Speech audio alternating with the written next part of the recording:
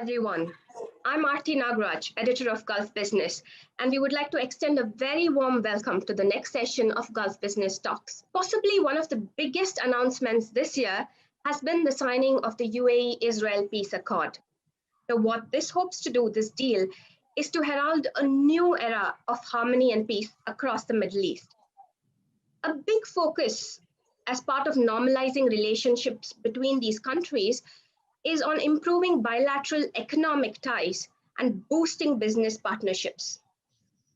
We've already seen several UAE and Israeli entities enter into agreements across diverse sectors. Now that includes healthcare, finance, technology. We've seen that happening in recent weeks.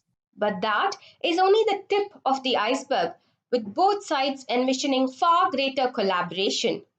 To tell us more about this, we're very pleased to have with us today Fleur Hassan Nahum. She is the Deputy Mayor of Jerusalem and a co-founder of the UAE Israel Business Council. We also have with us Dorian Barak, another co-founder of the council. Thank you so much for joining us today. Thank you so much. We'll start off with just understanding the basics of the deal. Now, what do you see as being the biggest benefits that the deal will bring about? Well, first of all, I think it's extremely significant that Israel is making a peace deal with an Arab country in the region after, decades of no advancement. But I think what's really different about this peace deal is the desire from the Emirati side and Bahraini side for a warm peace, not just a peace on paper, not just a peace to bring some element of stability, a warm peace that can foster joint prosperity. And I think that's what makes this peace deal unique, and that's what we're all thrilled about in Israel. From a business perspective, we've already seen, like I mentioned, agreements, they're happening on a week by week, day by day basis almost. We're talking about it, we're covering it every day. So has there been, is this been long awaited almost in a sense? And it's like, is there a flood door that's kind of opened? I think what you say, the way you describe it is exactly correct. The floodgates have indeed opened. Over the past decade, there has actually been increasing trade, particularly in the technology space, between the Gulf generally and the UAE in particular and Israel. This has happened a little bit below the surface. People don't like to talk about it. For the past decade, I've been working here with Israeli companies quite actively. I've always been open about who I am and where I'm from. It's never been an issue, but there's always been a sense that this is something we shouldn't advertise too widely. I think 3 specific areas where you're going to see really the floodgates open.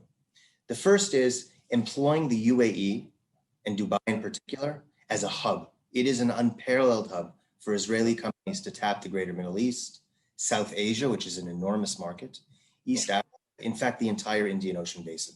That's the first area. And I think you're going to see a lot of Israeli companies establishing themselves in this remarkable business hub. The second is direct export of technologies here in a much more organized and open way. And by that, I mean the areas where Israel is traditionally strong: agricultural technologies, clean technologies, solar and other renewables, the areas that you really think of when you think of the startup nation. Sure. The area which I think is going to be interesting is I think there's a lot of business opportunities for Emirati businesses in Israel. Emiratis are very, very advanced when it comes to the hospitality industry, development, real estate development, construction, infrastructure. Those are areas where I think Israel will directly benefit from the entry of Emirati investors in a very broad way. You mentioned startups during your previous one. Now, Israel is considered a hub for startups, and that's an area where the UAE, as well as the GCC, there's a strong focus on building the startup ecosystem. So what kind of collaborations do you see within that space? So, as you said, we are the startup nation, and we've been building that for a long time. In Jerusalem, actually, my town, in the last 7 years, we built an innovation ecosystem that practically did not exist. So what we've developed in Jerusalem is a methodology for building an innovation ecosystem and developing it very well. And also a methodology about how you build bridges between academia and industry. And so what we are hoping to do as a city, Jerusalem, with the UAE is to bring some of those best practices about how you develop a startup ecosystem. And of course, we're talking at the moment about joint incubators, joint accelerator programs, even hackathons to bring down the walls and get people to meet each other, and start thinking about the challenges of our century together. We can develop the solutions together. I'm very excited about that. Another point, again, which Dorian, you mentioned, is about, trade in a sense. And currently, there are around 250 Israeli companies that are trading with the UAE. Now, where do you see that number reaching? What numbers are we looking at? It's a good question. I mean, first of all, it's very hard to gauge at this stage. I'm guessing the number is going to double within the next 3 months, meaning by the end of the year, you're going to have at least 500 Israeli businesses actively working here. I can give you examples of Israeli businesses we've spoken with recently. And of course, this goes beyond all the interest we've had in the innovation ecosystem of Jerusalem, where you've had a lot of Emirati official and semi-official bodies, investment authorities, municipalities reaching out to Jerusalem, to Fleur, to see what they can learn, how we can collaborate and benefit from one another.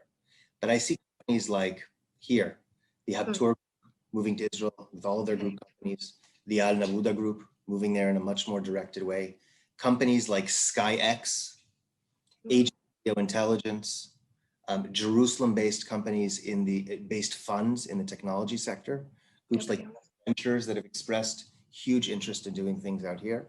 So I think you're going to see really a flood of companies. And I think the first ones to come out in an official will be those where you've had, let's call them, already a strong international orientation. I mean, most Israelis, because Israel is a small market, have an international orientation.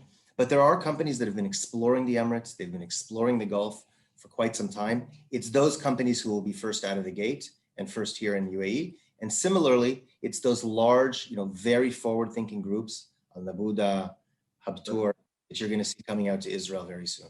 The Emirates has a specific specialty in building and in building development that we believe we could benefit very much from in Israel, and especially Jerusalem. And of course, I'm looking at the Arab community of Jerusalem as an area that needs to be very much developed. And we would love to create some strategic partnerships with Emirati companies.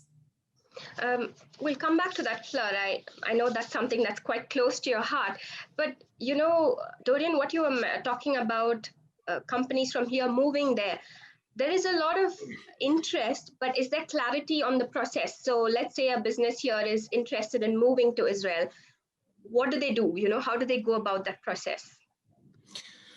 Well, I think first of all, Israel's a relatively easy country to get to know, despite the language barriers. Many people speak English, and most people speak English, and the authorities make it, although everything is done in Hebrew officially, you tend to find people who can assist you with that. I think the first thing any Emirati group has to do is to find a local partner or local people with whom to work. It's very difficult to do it on one's own. Let me just give you an example. To have a strong Israeli partner, I think it's very important to find somebody local, somebody who knows your culture, but who knows the local environment. It's critical. The second thing is there's a lot of Emirati groups that are going to be making their way to Israel, and they're going to find a very welcoming, hospitable climate. So let me just give you an example. In Jerusalem, they're planning a Silicon Valley development in the eastern part of the city, large Arab population. If a group like MR, and I invite them to, which you see all over Dubai, were to come to Fleur and say, we want to develop, we want to build, we want to construct, we want to create something here, I think that the authorities will be more than welcoming. Absolutely. That's really the idea of me being here, and the reason why we created the council in the first place. We're talking, regarding your question earlier about how best to do business. We created a platform to make it easier for people to do business, not just with getting to know the culture, but the procedure, the regulations, but to actually partner people up with local partners on the ground on both sides. And that's really one of the main reasons that we created the council and our online platform. So the ease of business, so to speak, for any company, let's say it's, I know there are a lot of startups even from this region now who want to have first mover advantage, go there, when things are still starting up. So is it easy for them in a sense, and are procedures there easy? Just to get an understanding, because this is all new for a lot of people here. This is about the I mean, Dubai in particular is about the easiest place in the world to set up a company. Yes. So it's not quite so easy.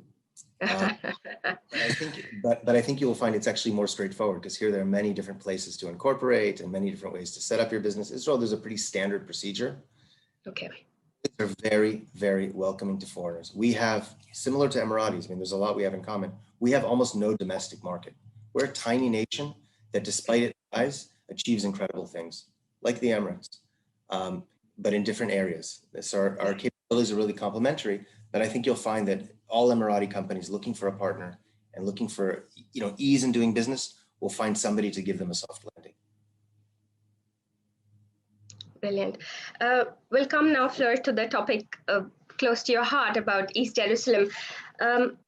You've been promoting the cause for greater economic inclusion and more job opportunities for Palestinians in East Jerusalem.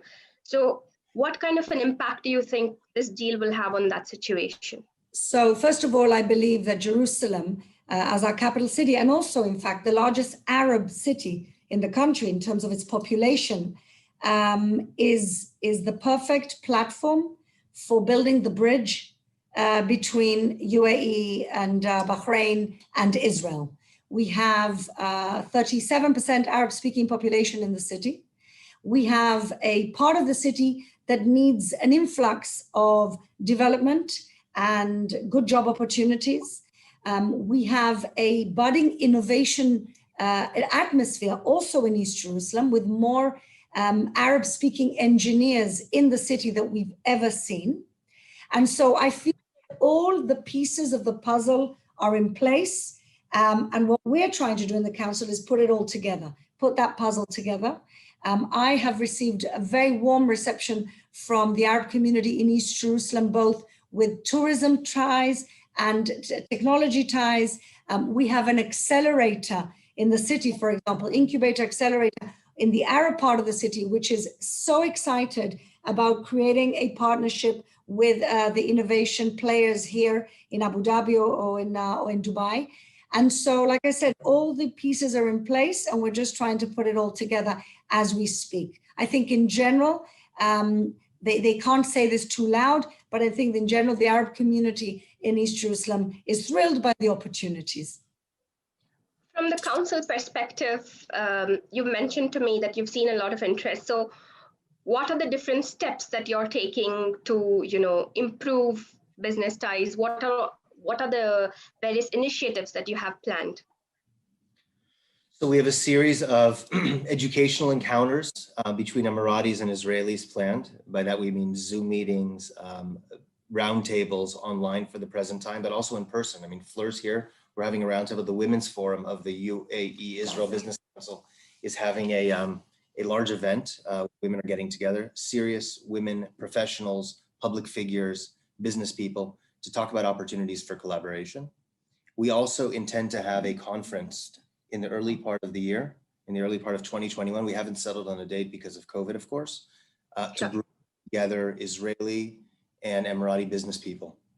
I can tell you on an individual level, we get a lot of outreach from people. We have founding members are pretty prominent business people on the Israeli and Emirati side, and we found it a really easy experience to send referrals in both directions, to introduce Emiratis to serious counterparts on the Israeli side, and vice versa. I want to add that tourism is something very important to both Israelis and Emiratis. We can come on holiday 2-3 hours away in our own region for the first time, really. And we're really looking forward to receiving a new type of tourism to Israel, to Jerusalem in particular, which is Muslim pilgrims coming to pray in our Sharif. And so the tourism ties are very, very important, very significant, can bring a lot of course, accompanying business with it. And